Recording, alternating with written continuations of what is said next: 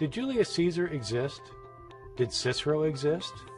Did Socrates or Aristotle or Mark Antony? Almost no one questions whether these people existed. So why is there so much controversy around the question, did Jesus exist?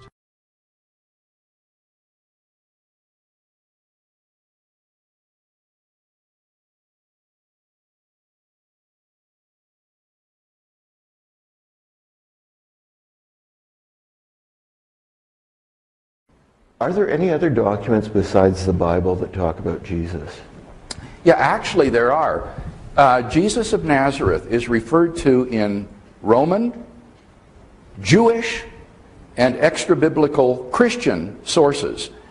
Some of these have been cataloged in a book by R.T. France, spelled like the country France, called The Evidence for Jesus, or a more recent book, The Jesus Legend, by Paul Eddy. And Greg Boyd has a nice chapter in which they discuss the extra-biblical testimony to Jesus of Nazareth. Josephus, for example, the Jewish historian, has a very interesting passage on Jesus and even talks about his brother James. He talks about John the Baptist. Many of the same people that appear in the biblical Gospels are there in the pages of Josephus. So it's quite amazing. We actually have more historical information about this relatively obscure man, this Galilean preacher named Jesus of Nazareth, than we do about many major figures of antiquity. So if you're interested, take a look at those books. Yeah.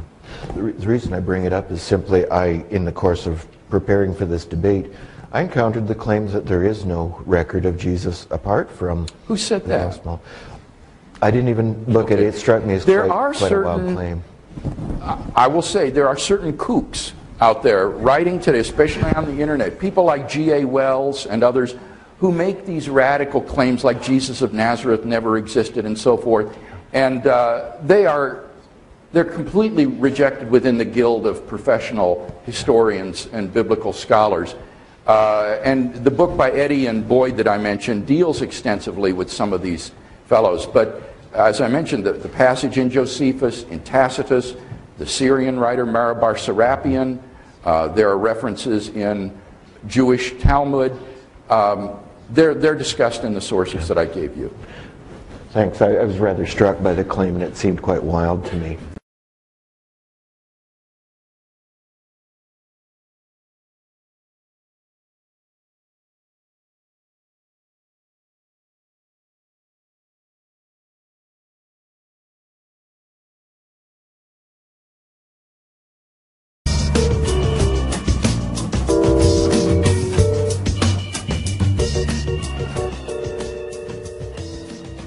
Zeitgeist, from the German Spirit of the Age, is an immensely popular movie that can be viewed all over the internet. It has millions of hits and has extreme popular appeal, especially to those who are into a good conspiracy theory. Now, the second half of the film is an elaborate portrayal of the 9/11 tragedy as the work of the American government itself. But the first half calls into question the entire story of Christianity. Centuries of Christian history are swept away as the narrator explains that the whole thing is one large myth. Large historical claims are made that, if true, do mean it's all over for those wanting to place any hope in Jesus as someone relevant to today. To get some wisdom on this complicated topic, we've asked into the studio Dr. Chris Forbes, a senior lecturer in the Ancient History Department at Macquarie University in Sydney. Dr. Forbes is a specialist in the history of Greek thought and religion, Alexander the Great, and New Testament history. Chris, thanks for joining us. My pleasure. You've seen the Zeitgeist. What led you, an ancient historian, to watch this internet movie, and what was your initial reaction?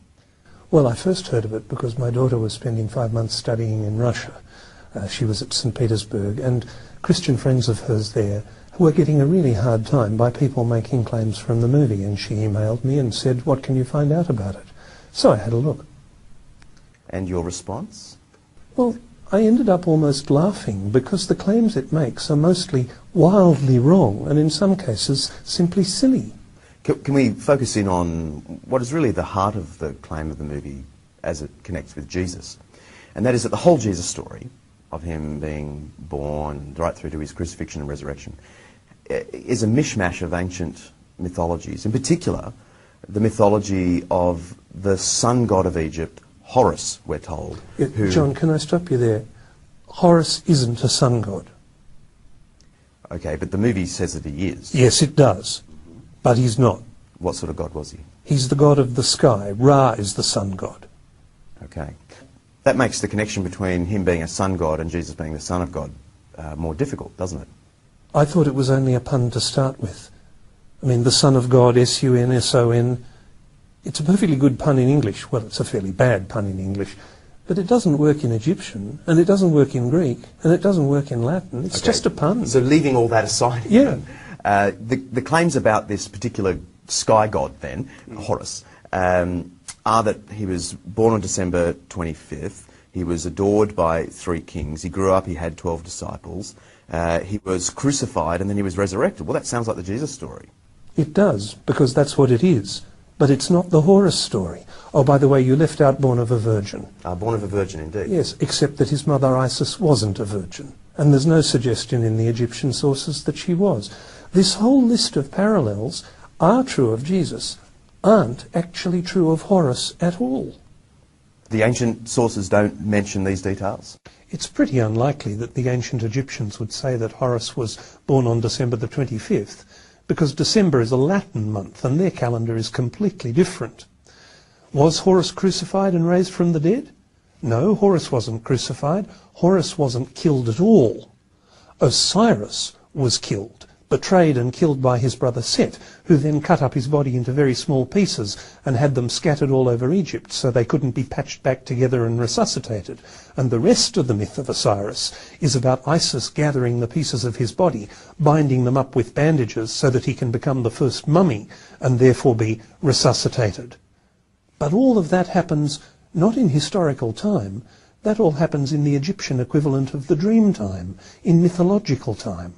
I guess the punchline of the Zeitgeist movie, as it connects with Jesus, is that because the Jesus story is just a mythical construct, which you're saying it isn't, the movie is saying he didn't exist. He's not a historical figure. Does that have currency in serious historical research today? No, there's no serious question for historians that Jesus actually lived. There's real issues about whether he is really the way the Bible described him. There's real issues about particular incidents in his life. But no serious ancient historian doubts that Jesus was a real person, really living in Galilee in the 1st century. The movie, in its list of references, if you get the transcript, some characters pop up, some scholars pop up, and it gives this sense that it is an authoritative movie, like Gerald Macy, G.A. Wells. Gerald Macy, English poet and amateur Egyptologist. Not an expert, not an academic, not actually an historian at all. G.A. Wells, an academic, yes, professor of German literature, writer of popular books, trying to claim that Jesus is a myth. But he's not a historian. Did you find any serious historical work in the list of references? Not a single one. What I found is a whole list of books claiming to be written by experts, quoting other people claiming to be experts, quoting actually none of the ancient evidence at all. And yet a lot of people have been enamoured with this movie or deeply troubled by it. What is your advice to them? Can I be awfully blunt? Don't believe everything you see on YouTube. Given that this interview will also be on YouTube, have you got any further advice for them? Yes. Check references. Go looking for ancient evidence. If somebody claims something about Horus or Mithras or Dionysus, if they're only quoting another modern author, or in the case of Massey, someone writing in the 19th century, that's not good enough. What historians want to know is not do you quote historians, they want to know can you quote ancient evidence. And there's simply no ancient evidence that Horus or Mithras or Dionysus was born on the 25th of December, born of a virgin, crucified. The ancient stories simply don't say that about them. So the parallels with Jesus just collapse. Thank you for joining us. My pleasure.